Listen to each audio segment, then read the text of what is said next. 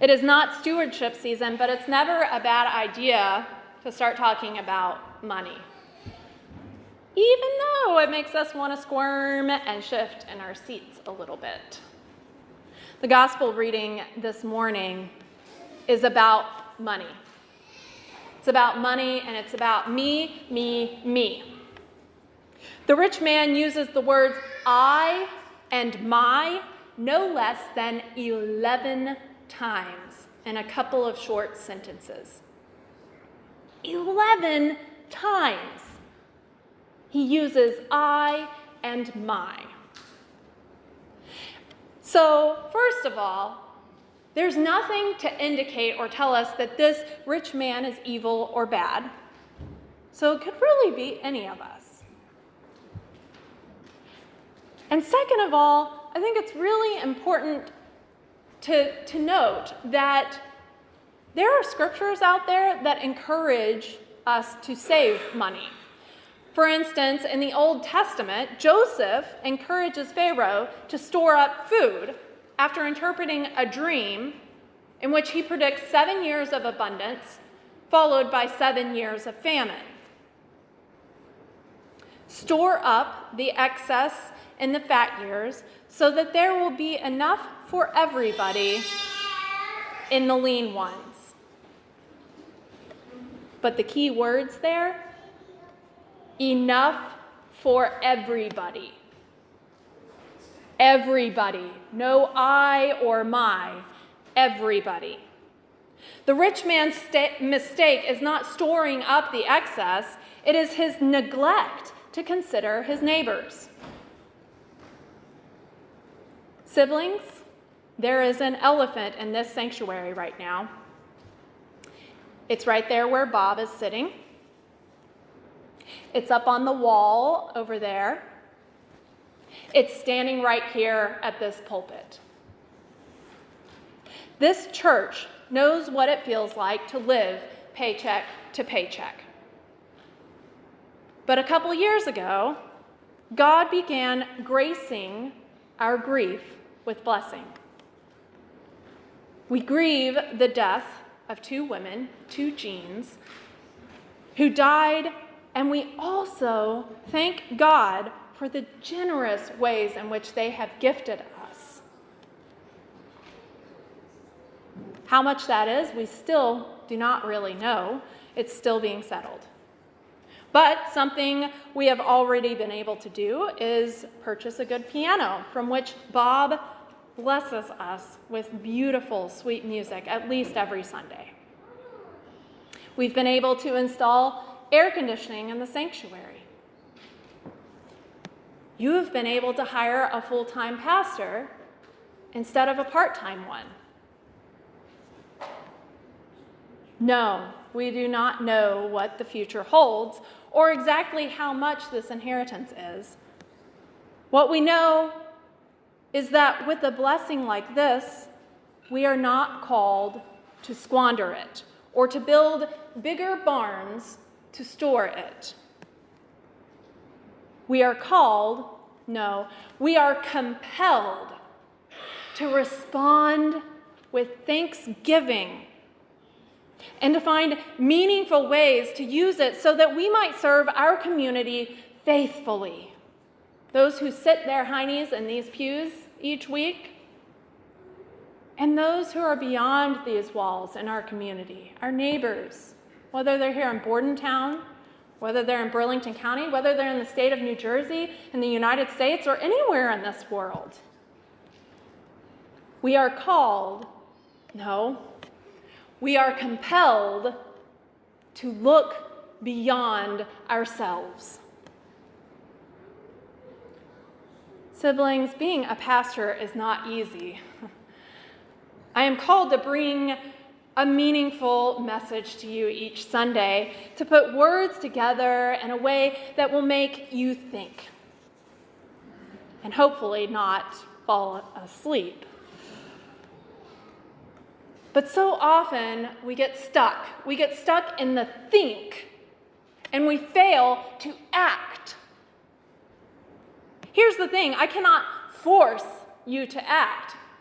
no more than anybody can force me to act. But I can wonder about what may keep you from doing so. If I'm honest, it's probably some of what keeps me from acting as well. So what limits us from pushing it that extra step? I and my. I need this.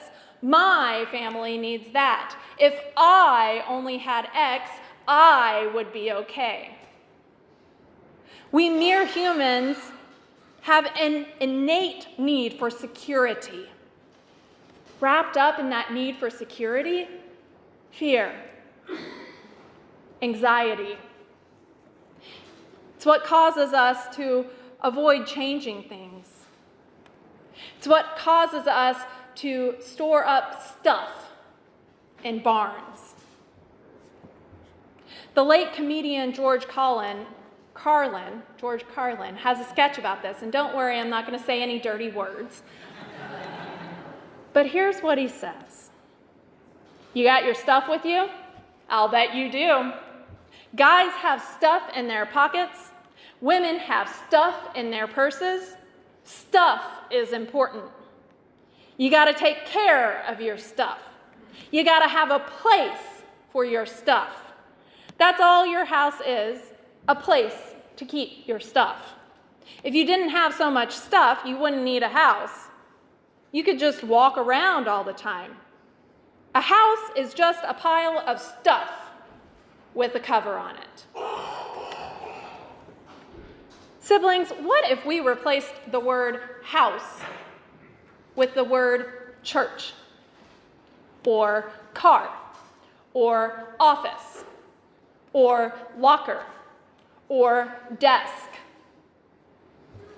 Here's the thing, we focus so much on our piles of stuff with covers on them that we isolate ourselves. We forget our neighbor. We feel safe. Or do we? The parable from today, the story of the rich fool, might be better titled, A Place for Your Stuff. These piles of stuff with covers on them act as a way to keep out the other. We even have industries around keeping the other out. They're called security systems or storage units, where we use the strongest locks and sometimes even the best technology that will only open to our fingerprints or eye scans or facial scans. In our fear and our anxiety, we build walls between us and our neighbors. Neighbors who are just as scared as we are.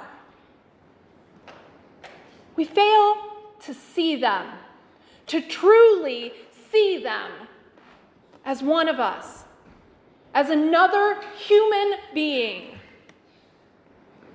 I've already mentioned it. Over this weekend, less than 24 hours apart, but hundreds of miles apart, we have seen 2 mass shootings in our country. 2. Less than 24 hours apart.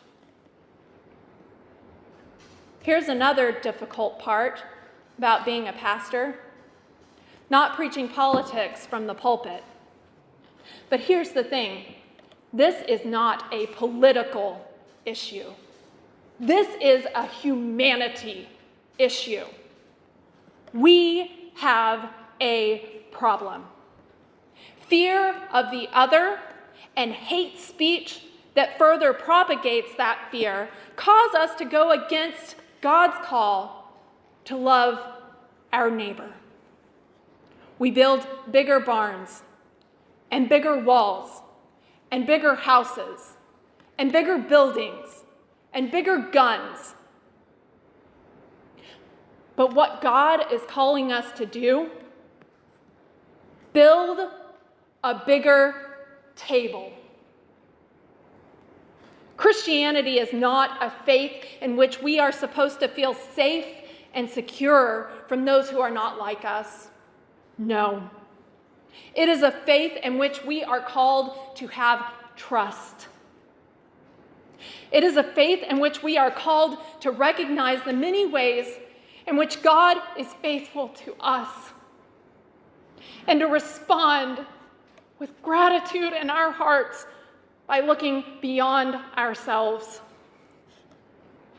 by being faithful to our neighbors. What a perfect day to come to God's table. You, as members and participants of this church, you have made room for me at your table. An outsider from Texas.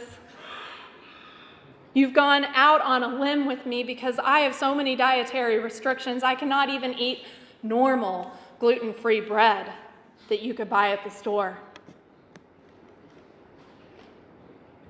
So siblings, I invite you, as you come forward this morning and partake in communion, I invite you to imagine this table growing in abundance that overflows from it, in size so that it seats so many people, so much of creation that you cannot count, in warmth so that it welcomes people who are different from you, different from me, different from any of us.